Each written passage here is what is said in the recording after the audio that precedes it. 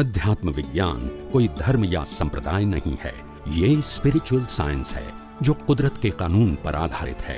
ये विज्ञान पूरे ब्रह्मांड के सभी रहस्यों को उजागर करता है और जीवन के सभी पहलुओं को समझने के लिए एक नई दृष्टि देता है।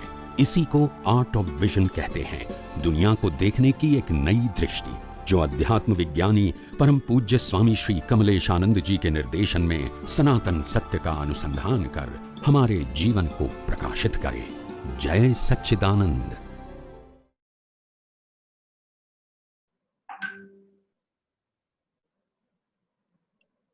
આપણે પહેલા આત્મસિદ્ધિની થોડી ગાથા લઈએ અને ત્યાર પછી આપણો રેગ્યુલર સત્સંગ શરૂ કરીએ।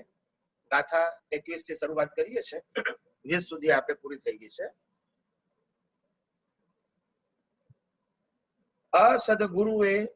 અસદગુરુએ વિનયનો લાભ લહે જો કાંઈ। આ શિષ્ય શંકા કરે છે ગુરુ ઉપર, શિષ્ય ગુરુ ઉપર શંકા કરે છે, એના ઉપરની આ ગાથા છે। ગાથા નંબર 21। અસદગુરુ એ વિનયનો લાભ લહે જો કાંઈ, મહામોહિની કર્મથી બુડે ભવ જળ માહી। એવું કહેવા માંગે છે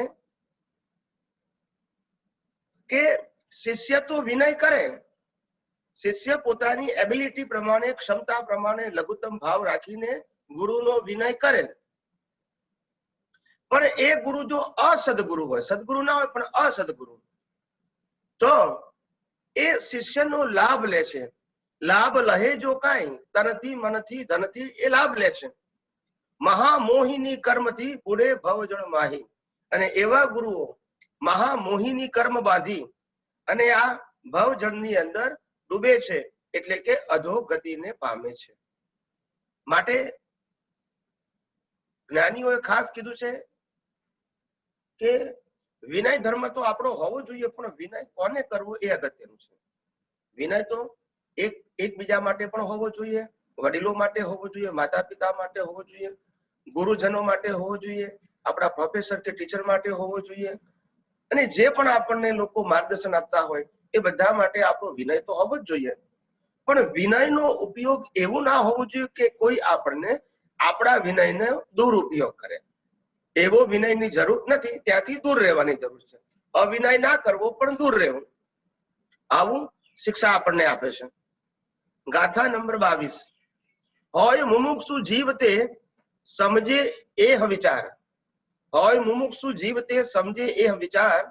હોય મતાર્થી જીવ તે અવળો લે નિર્ધાર।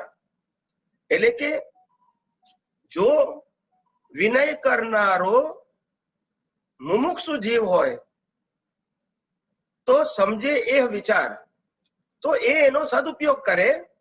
પણ જો મતાર્થી જીવ તે અવળો લે નિર્ધાર, એટલે કે જો એ મતાર્થી હોય તો પછી એ અવળું વિચારે ગુરુ માટે, એટલે ગુરુ માટે પણ હિતકારી નથી અને શિષ્ય માટે પણ હિતકારી નથી, બંને માટે હિતકારી નથી।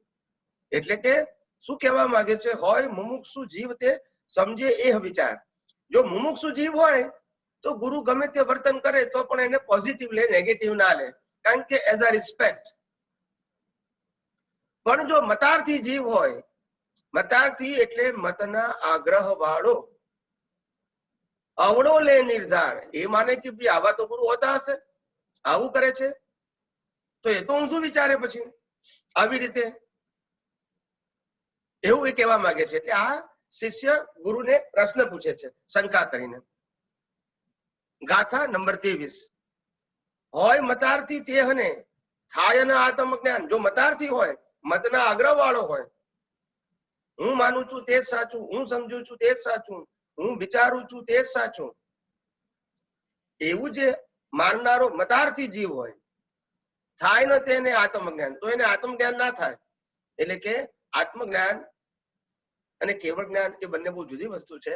આત્મજ્ઞાન ને કેવળ જ્ઞાન, આત્મજ્ઞાન એટલે પાયાનું જ્ઞાન, પોતાના આત્મા ઉપર પોતાને શ્રદ્ધા બેસવી, એને આત્મજ્ઞાન કહેવાય, અને એનો અનુભવ થયો એને કેવળ જ્ઞાન કહેવાય। એટલે પણ તો પણ એને એ મતાર્થી જીવને આત્મજ્ઞાન ના થાય, એટલે આત્મા ઉપર શ્રદ્ધા બેસે નહીં। તેહ મતાર્થી લક્ષણો અહીં કયા નિરપેક્ષ। અને એવા મતાર્થીના લક્ષણો, મતના આગ્રહ વાળા વ્યક્તિના લક્ષણો, મતનો આગ્રહ વાળા લક્ષણો મતના આગ્રહવાળા વ્યક્તિના લક્ષણો મેં અહીંયા તમને વર્ણન કર્યા છે. શિષ્ય ગુરુને કહે છે કે હવે આવી રીતે મતાર્થી માણસ હોય તો એના લક્ષણો આવા આવા હોય, એનું એમને વર્ણન કર્યું છે કે હોય મતાર્થી, તે મતાર્થી લક્ષણો અહીં કયા નિરપેક્ષ. ગાથા નંબર 24. બાહ્ય ત્યાગ પણ જ્ઞાન નહીં, તે માને ગુરુ સત્ય. બાહ્ય ત્યાગ પણ જ્ઞાન નહીં, તે માને ગુરુ સત્ય. અથવા નિજ કુળ ધર્મના, તે ગુરુ માં જ મમત્વ. એટલે કે કેવા ગુરુ છે? શિષ્ય પૂછે છે કે કેવા ગુરુ હોય છે? બાહ્ય ત્યાગ હોય પણ જ્ઞાન ના હોય તો કરવાનું શું અમારે? અમે તો શિષ્ય છે, એનો ત્યાગ દેખાય છે, એનો વેશ દેખાય છે, પણ એની પાસે જ્ઞાન નથી. બાહ્ય ત્યાગ પણ જ્ઞાન નહીં, તે માને ગુરુ સત્ય, અને એને આપણે સત્ય ગુરુ માનીએ તો આપણો ઉદ્ધાર કેમ થાય?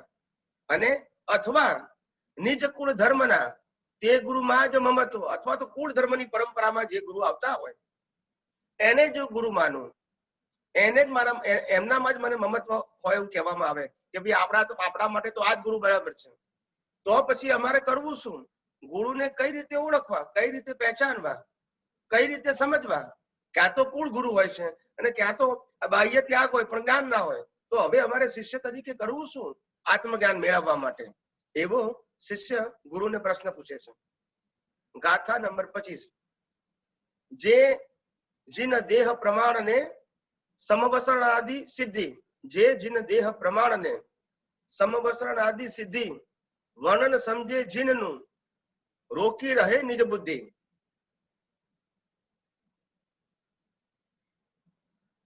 એ શું કહેવા માંગે છે કે જે જીન દેહ પ્રમાણને, આ શરીરનું જે પ્રમાણ છે તે સમવસરણ આદિ સિદ્ધિ, એટલે કે જે દેહ સમવસરણ આદિ સિદ્ધિઓને પામેલો છે, એટલે કે જે તીર્થંકર ભગવંતોને પણ દેશના આપવા માટે દેવી દેવતાઓ સમવસરણની રચના કરે છે, એવો જે દેહ છે તીર્થંકરનું, વર્ણન સમજે જીનનું, અને એને જીન એટલે પરમાત્માનું વર્ણન સમજે છે. રોકી રહે નિજ બુદ્ધિ, એટલે કે છે કે એ જીવો ક્યારે પોતે આત્મ જ્ઞાનને પામી શકતા નથી તીર્થંકર ભગવાનના દર્શન કરવા છતાં. કારણ કે એના મનની અંદર બુદ્ધિ શું છે કે આ તીર્થંકર ભગવાન કે જેમને દેવી દેવતાઓ સમોસન રચે છે, એવા અદભુત પુરુષ છે, અને એના વર્ણનમાં એ પોતે અટકી ગયો છે અને એને જ જીનનું રૂપ માને છે. રોકી રહે નિજ બુદ્ધિ, અને માટે એને દેહાધ્યાસમાં જ એને રોકી રાખે છે, આત્મા તરફ લઈ જતું નથી, એટલે કે એને આત્મા તરફ જવા દેતું નથી. આપણે સત્સંગમાં વારંવાર કહીએ છીએ કે આધ્યાત્મ માર્ગ એ વ્યક્તિ વિશેષનો માર્ગ નથી, એ સનાતન સત્ય અને કુદરતી કાનૂનના ઉપર આધારિત માર્ગ છે. આ જગતનું શાશ્વત સત્ય શું છે એના ઉપર મુક્તિનો માર્ગ સમાયો છે, જેને આપણે આધ્યાત્મ વિજ્ઞાન કહીએ છીએ. એ કોઈ વ્યક્તિનું બનાવેલું નથી, એ યુનિવર્સલ ટ્રુથ સાયન્સ છે. એટલે કે એને માનવું, એને સમજવું અને એને સમજાવનારા દ્વારા આપણે દ્રષ્ટિ પ્રાપ્ત કરીને પણ સનાતન સત્યને સમજવું, એ આપણે મહત્વનું છે. આપણે બધા વ્યક્તિ વિશેષમાં અટવાઈ અને આપણે આપણી પ્રગતિને ખોઈ બેસીએ છીએ.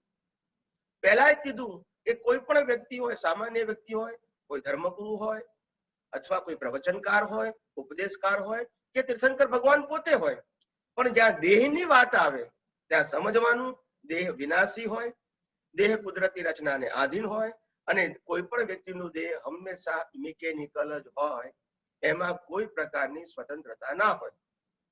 માટે કોનો દેહ છે એ ઇમ્પોર્ટન્ટ નથી. Law of nature is applicable for any human. આ વાતને સમજવાની છે, એમાં વ્યક્તિ વિશેષ ઉપર જવાનું નથી. એટલે એ જો વાત સમજાય તો આપણો નિવેડો આવે. અને છેલ્લે આપણે 26મું લઈએ.